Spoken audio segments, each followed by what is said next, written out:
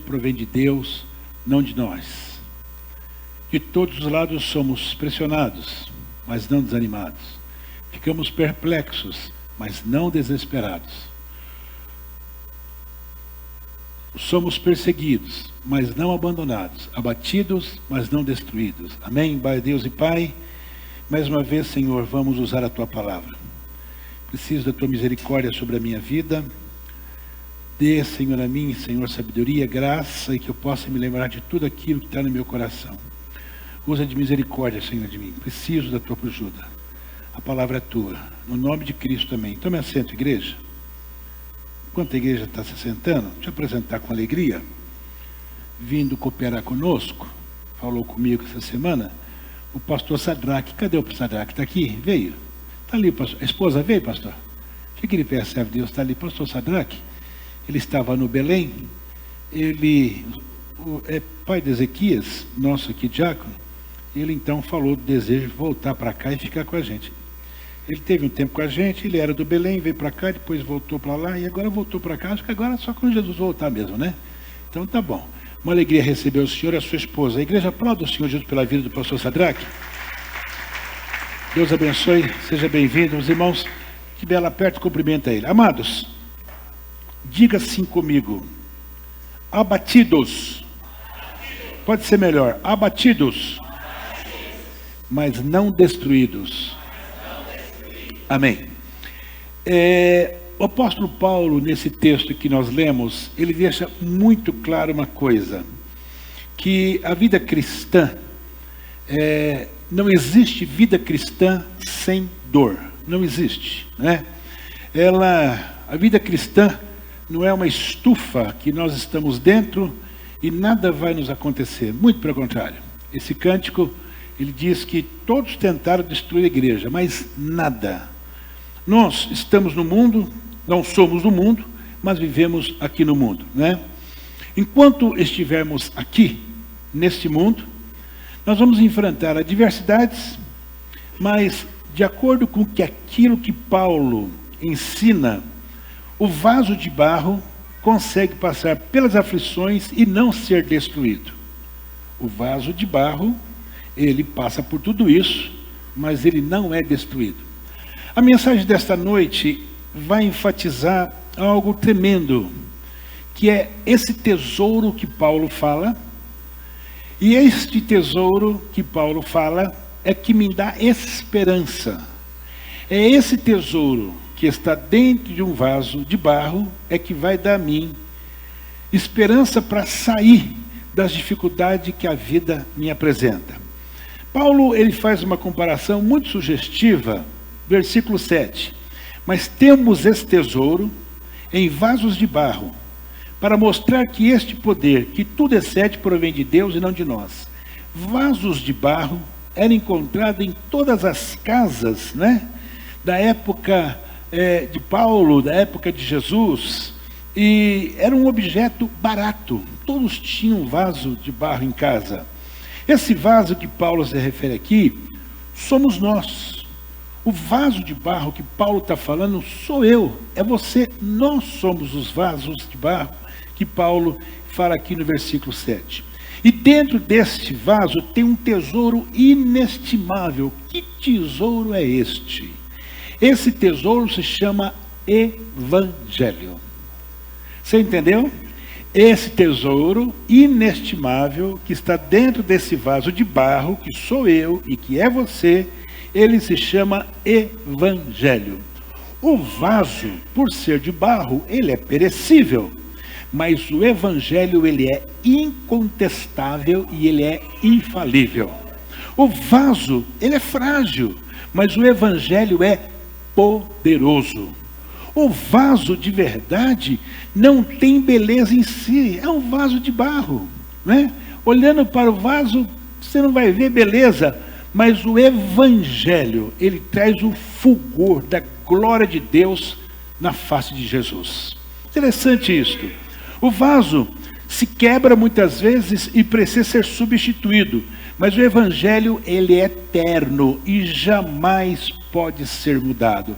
Então veja só, quando nós falamos deste tesouro que é o Evangelho, eu entendo que o Evangelho é a proclamação da morte e ressurreição de Jesus. Para quê? Para a salvação de todo aquele que nele crê. Quando nós temos esse entendimento, quando nós cremos piamente que o Evangelho, ele vive dentro de nós, nós vamos superar as dificuldades do nosso dia a dia, nós vamos superar as dificuldades momentâneas da vida. Por quê? Porque o Evangelho está dentro de nós. Nosso irmão Núcio dizia aqui, que no primeiro momento parece que ele ficou apreensivo, poxa, eu vou lá para São Paulo, mas ele fez o que tinha que ser feito. Chegou lá e foi luz, né? Luz, porque a Bíblia diz que nós somos luz. Não é o Evangelho de Cristo, quando ele entra na vida do ser humano e transforma essa pessoa, e essa pessoa se torna uma nova criatura, onde chega vai alumiar o ambiente. É isto que é o Evangelho. Então eu quero nessa noite mostrar a você que esse Evangelho de Jesus Cristo, quando ele está inserido dentro do vaso de barro, você é invencível. Por quê? O Evangelho não é seu, o Evangelho de Jesus Cristo. O Evangelho não é nada mais do que a proclamação da morte de Cristo. O Evangelho não é nada mais do que a proclamação da ressurreição do Senhor Jesus. O Evangelho de verdade, ele é para a salvação de todo aquele que crê no Evangelho. Louvado seja o nome do Senhor. Mas é interessante também dizer que Paulo, ele vai falar uma coisa muito interessante, né? Ele vai afirmar que o Evangelho é loucura. Loucura? É. E na escola dominical hoje nós vimos, né? Quando o nosso professor falava exatamente sobre isto. E o Japa também falou sobre isto. Às vezes nós temos uma dificuldade, né, de falar assim, puxa, aquele cara matou, agora é crente. Aquele cara fez, agora ele é crente. Você fala, mas não é possível, irmão. O amor de Deus é para todos, porque Deus amou o mundo de tal maneira que deu seu Filho. Se você crê, mas pastor, eu pequei, eu fiz. Se você se arrependeu, o Senhor te salva e te muda e te faz uma nova criatura. É por isso que o Evangelho é loucura. Pois 1 Coríntios capítulo 18 diz assim: pois a mensagem da cruz é loucura para os que estão perecendo, mas para nós que estamos sendo salvos é o poder de Deus. As pessoas de fora têm dificuldade de entender como é que um bandido, como é que uma prostituta, como é que uma pessoa que vive uma vida dúbia, de repente ela se transforma numa nova criatura. Eles não conseguem entender, por isso que o Evangelho é loucura. O Evangelho é loucura, mas para nós é o poder de Deus. Louvado seja o nome do Senhor. Paulo fala uma coisa interessante, que os judeus, eles pediam sinais miraculosos, os gregos procuravam sabedoria, ou seja, os judeus, para acreditar no Messias que Paulo pregava, eles queriam ver milagres. Eu quero ver milagre. Se eu ver milagre, eu vou crer nesse Messias. Irmão, eu não preciso crer em milagre, não. Eu preciso crer que de verdade o Evangelho está dentro de mim como vaso de barro. O Evangelho, ele vai fazer algo tremendo na minha vida quando eu permito que esse Evangelho esteja dentro de mim. Os gregos queriam sabedoria. Chamavam Paulo de tagarela. Você é um tagarela, não é? Por quê? Eles queriam ouvir palavras de sabedoria, mas Paulo foi muito claro. Ele dizia, o que eu sei, o que eu aprendi é esterco, não vale nada. O que vale é o Evangelho na minha vida, louvado seja o nome do Senhor. Ele fala assim, nós porém pregamos o Cristo crucificado, o qual de fato é de escândalo para os judeus, loucura para os gentios, mas para os que foram chamados, tanto judeus como gregos, Cristo é o poder de Deus e a sabedoria de Deus, porque a loucura de Deus é mais sábia do que a sabedoria humana, e a fraqueza de Deus é mais forte do que a força do homem. Olha só que palavra tremenda. Agora veja só, Paulo, dentro do texto que nós lemos, o versículo 7, 8, 9, Paulo vai citar algumas verdades sobre este vaso e sobre este tesouro chamado Evangelho. E eu quero me ater basicamente nestas citações que Paulo faz sobre o vaso e sobre essa riqueza que é esse tesouro chamado Evangelho. E a primeira verdade que Paulo me mostra aqui, que é que eu e você somos fortalecidos por Deus. Nós somos fortalecidos por Deus, porque o texto, ele diz assim, em tudo somos atribulados, angustiados, perplexos, porém não desanimados. Mas por quê? Porque eu sou fortalecido por Deus. Por quê? Porque o tesouro mora em mim. Eu tenho o evangelho no meu coração. O evangelho é aquilo que fez com que eu mudasse de vida. O evangelho é que me fez uma nova criatura. O texto fala assim, de todos os lados somos pressionados, mas não desanimados. Você pode estar sendo pressionado de todos os lados, mas se você é um vaso de barro que abriga o tesouro do evangelho, não desanime, porque o Senhor te fortalece. Creia nisso no nome do Senhor Jesus. Você está sendo fortalecido dia após dia por Deus. Ele não deixará que essas pressões façam você sucumbir. Não, o texto diz que somos pressionados, né? Mas eu não me desanimo não. Sabe por que por que Paulo está dizendo isso? Porque nós vivemos, como o próprio Núcio falou há pouco, o momento é difícil, as pessoas são amantes de si mesmo, ninguém mais olha para o próximo, as pessoas querem saber delas. Nós vivemos numa pressão da sociedade, os nossos filhos vivem na pressão da sociedade, e muitas vezes nós paramos e falamos, meu Deus, será que vai dar? Ô irmão, vai dar sim, sabe por quê? Porque o Senhor te fortalece, o Senhor te toma pela tua mão e diz, olha, eu te seguro, eu te fortaleço, creia nisso, porque você tem esse tesouro dentro de você, você é um vaso de barro, mas o evangelho está dentro de você. Segunda verdade que Paulo me mostra, que nós encontramos esperança somente em Deus. Por quê? Essa esperança, ela só existe porque um dia nós conhecemos o evangelho. Um dia nós recebemos Jesus como nosso único e suficiente Salvador. Um dia eu levantei a minha mão e disse, eu quero aceitar a Jesus, eu quero conhecer este Jesus. O texto fala assim, a parte B do versículo 8, ficamos perplexos, mas não desesperados. Pessoas desesperadas, ela não tem esperança, mas quando você tem o evangelho e tem esse tesouro dentro de você, você tem esperança nele. Paulo sabia, Paulo tinha convicção de onde vinha a sabedoria para tomar as decisões corretas no tempo do sofrimento. Ele passava por momentos difíceis. Paulo não permitia de forma nenhuma que a perplexidade, diante dos ventos contrários que vinha sobre ele, deixasse ele vulnerável, deixasse ele fraco. Sua esperança, a esperança de Paulo estava firmada em Deus. É por isso que, com certeza, Paulo conhecia aquele texto lá de Salmo 62, versículo 5, que diz, descanse somente em Deus, ó minha alma, dele vem a minha esperança. Então, igreja, nessa noite, eu não sei se você passa por um vento, eu não sei se as ondas estão muito altas, eu não sei se existe uma montanha para você transpor, mas uma coisa eu posso lhe garantir pela palavra de Deus, tenha esperança em Deus, porque o mesmo Deus que estava com Paulo está aqui nessa noite pelo seu Espírito, e Ele nessa noite quer reafirmar que a minha, a sua, a nossa esperança está nele. Louvado seja o nome do Senhor. Descanse somente em Deus. A minha esperança está no Senhor. Josafá, quando ele escuta dos seus súditos, Josafá, rei Josafá, o exército dos moabitas cercaram nós. Digo, Senaqueribe cercou nós aqui com o seu exército. A coisa está preta. O que ele faz? Ele vai falar com Deus. Ele não tinha exército para lutar contra Senaqueribe.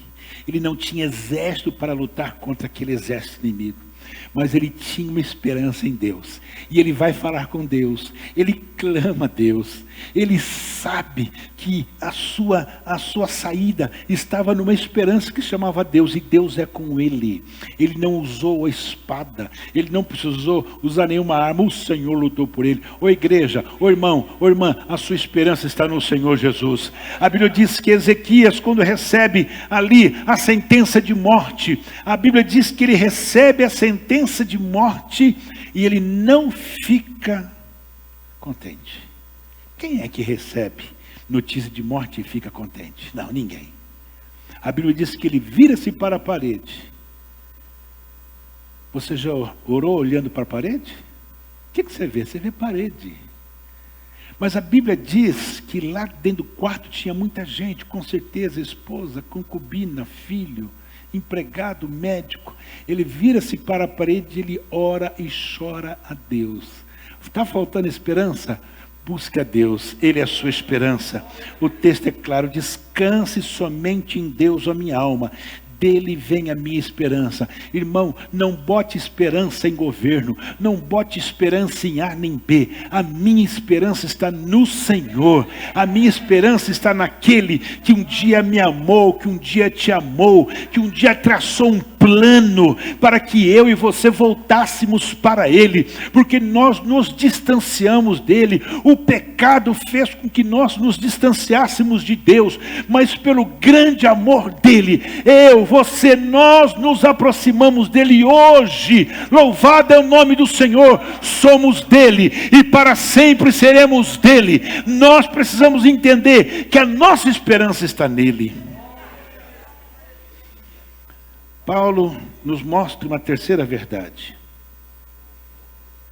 que nós somos amparados por Deus. O que é uma pessoa amparada?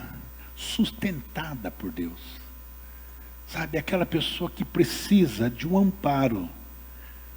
E Paulo vai dizer isto aqui no versículo 4, no versículo 9, a parte A, ele fala assim: somos perseguidos, mas não abandonados. Ainda que, aos olhos humanos, Paulo fosse incapaz de perceber o amparo do Senhor por causa da perseguição, ele não se movia pelo que estava vendo, mas em quem ele estava crendo no tempo da perseguição. É o que o hino fala. Nós cantamos isso. Nós não vivemos por aquilo que vimos, mas vivemos pela fé. Paulo estava ali sendo perseguido, mas ele sabia que o Deus que ele servia o amparava. Nessa noite, eu não sei que tipo de perseguição você pode estar passando. Talvez não seja uma perseguição pessoal, mas talvez o desejo da carne tenha tentado sucumbir à sua vida. O desejo do pecado está tentando contra você. Você tem tido pensamentos que não são pensamentos bons, mas nessa noite, eu falo pela palavra, o Senhor quer te amparar. O Senhor quer te tomar pela mão e dizer: meu filho, você é meu. Você foi comprado com o sangue do meu filho. Eu estou te segurando aqui, eu estou te amparando, irmão. Quando a gente entende isso, não tem força maligna, não tem diabo, não tem inferno que consiga nos vencer, porque maior é o que está conosco. Louvado seja o nome do Senhor. Sua fé de Paulo, o levava a considerar o cuidado, a provisão, o amparo de Deus diante das perseguições que ele passava. Deus está dizendo a você através da sua palavra. Olha só o que Isaías, no capítulo 43, que viveu 700 anos antes de Jesus, olha o que Isaías fala: mas agora sim diz o Senhor, aquele que o criou, ó Jacó, aquele que o formou, ó Israel, não tema, pois eu o resgatei. Eu o chamei pelo meu nome, você é meu. Quando você atravessar as águas, eu estarei com você. E quando você atravessar os rios, eles não vão te encobrir. Quando você andar através do fogo, você não se queimará. As chamas não o deixarão em brasas. Pois eu, o Senhor, o seu Deus, o Santo de Israel, sou o seu Salvador. Pastor, mas isso aqui é para o povo de Israel, não é para você, é para mim. Deus está deixando muito claro: não tema, porque eu te resgatei. Ele nos resgatou, sim ou não? Nós vivíamos aonde? Nós vivíamos distante, Ele nos tirou do lamaçal do pecado, nos chamou pelo nosso nome, e Ele fala, você é meu, nós somos dele. O que falta muitas vezes para nós é ter esse entendimento, mas será que eu sou? Será que eu sou? Será? Irmão, não tem será. Se você crê, se você creu, se a sua fé está sendo exercitada, entenda que você é dele e ninguém lhe tira das mãos dele. Louvado seja o nome do Senhor. Uma quarta verdade que Paulo me mostra: nós fomos restaurados por Deus. O versículo 4, a parte B, o versículo 9, a parte B diz: abatidos, mas não destruídos. Abatidos, mas não destruídos. Você pode estar sendo abatido, jogado violentamente assim no chão, aparentemente se sentindo destruído. Quando a gente fala isso, não é que você vão te socar ou vão te jogar. Não. Entenda aqui agora. Há momentos na vida do ser humano que a gente se sente um lixo, um trapo. A gente olha para dentro de nós e fala assim, eu não estou valendo nada. A minha situação, ela é terrível. Eu estou completamente destruído. Quem nunca passou por isso? Talvez não tenhamos coragem de dizer. Mas se nós fôssemos aqui testemunhar, hoje muita gente dizer, pastor, o senhor não sabe o que eu passei, o que eu estou passando, eu estou me sentindo um esterco, um lixo. Mas nessa noite a palavra de Deus diz que você pode estar até se sentindo assim, mas você não será destruído. Destruído não, o Senhor é com você. Deixa eu te dizer uma coisa que hoje, você pega a história dos 12 apóstolos de Jesus, somente um teve uma morte digna, e vamos dizer que era digna porque ele morreu numa ilha de Patmos, mas os demais todos foram mortos da pior forma possível, jogados aos animais, crucificados de cabeça para baixo, outros jogados no fogo, outros à espada, todos. Mas você fala, mas como pode ser? Irmão, o homem pode matar carne, mas a nossa alma, ela está garantida no céu. Eu garanto para você pela palavra, que independente do que me aconteça, a mim, a você amanhã, eu sei em quem tenho crido e sei para onde eu estou indo. Louvado seja o nome do Senhor. Você pode estar abatido, mas destruído não, porque o Senhor cuida de você. Quando aquele grande homem de Deus estava sendo apedrejado, a mando de Paulo, dá a entender que aquelas pedras não lhe fizeram dor nenhuma. Ele foi morto pelas pedradas, mas ele diz, eis que eu vejo o céu aberto e o Filho de Deus ao lado do Pai. Estava sendo abatido, estava morrendo, mas destruído não. A vida eterna esperava, a vida eterna o esperava de braço aberto. Louvado seja o nome do Senhor. Mas se você é um vaso de barro, frágil, mas que carrega o tesouro do Evangelho, não se preocupe. O segredo é você vivenciar o Evangelho de Deus na sua vida. É por isso que nós aqui batemos nessa tecla. Fale de Jesus. Fale. Eu falei esses dias, e vou pegar um pouco hoje, nós temos os livrinhos que nós ganhamos. Pega esses livrinhos. Lá tem o carimbo, lá tem um adesivo da igreja. É uma mensagem fantástica. Ande com ele no seu carro. Ande com eles na sua bolsa. Quando alguém te parar, te pedir uma moeda, dê uma moeda, mas também dê aquele livro. Fala, por favor, lê este livro. Eu estou fazendo assim. Eu paro nesses sinais, vem aqueles nóia pedir dinheiro, eu pego uma moedinha e falo assim, olha, procure Jesus, leia esse livro. Eu estou falando, se eles vão ler, eu não quero nem saber, mas eu estou fazendo a minha parte. Fale depois com o irmão Laércio, pega os livrinhos, fale de Jesus. Por que, igreja? Por quê? É simples.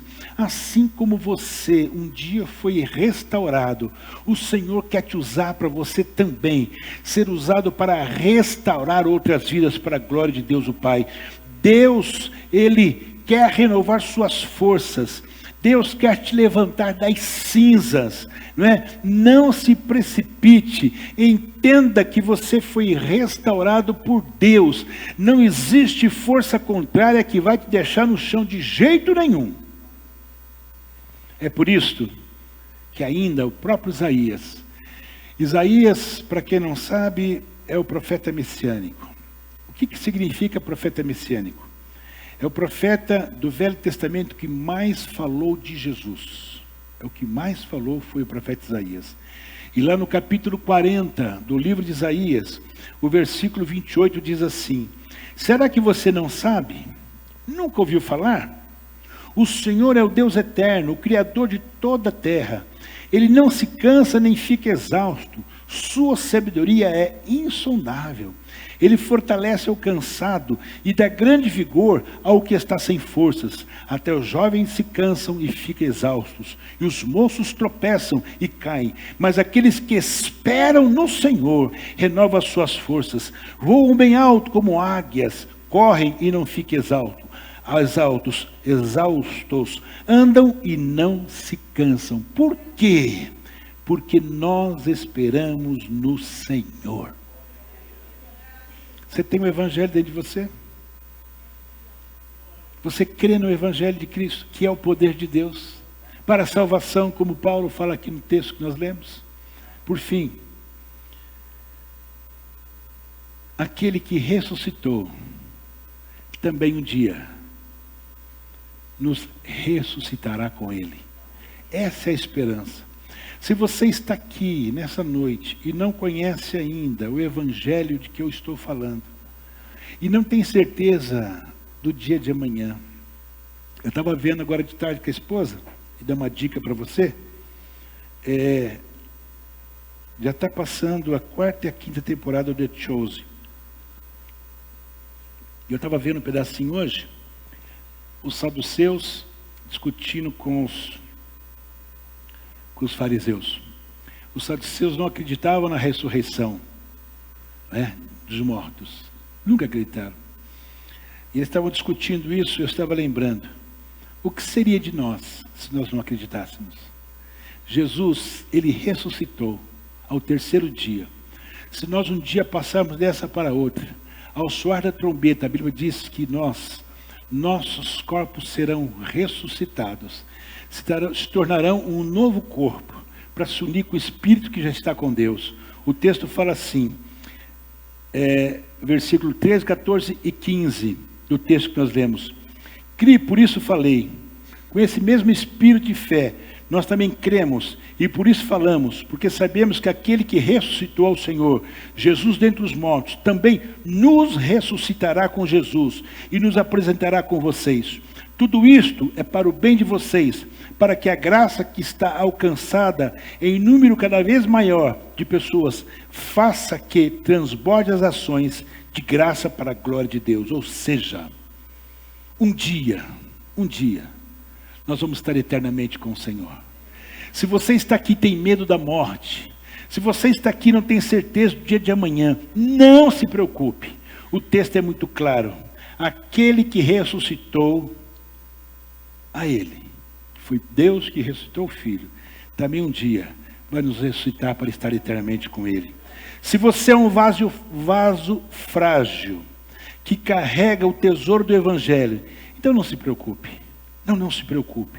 Pois você será pressionado por todos os lados, mas você sempre será fortalecido por Deus. Você ficará muitas vezes perplexo, mas encontrará esperança em Deus. Você será, sim, perseguido, mas será amparado e cuidado pela presença de Deus. Você ficará abatido, mas nunca destruído. Entenda que quando você tem esse tesouro dentro de você, que é o Evangelho, nada vai te tirar a paz. Baixe tua cabeça, nós vamos orar a Deus. Pai Santo,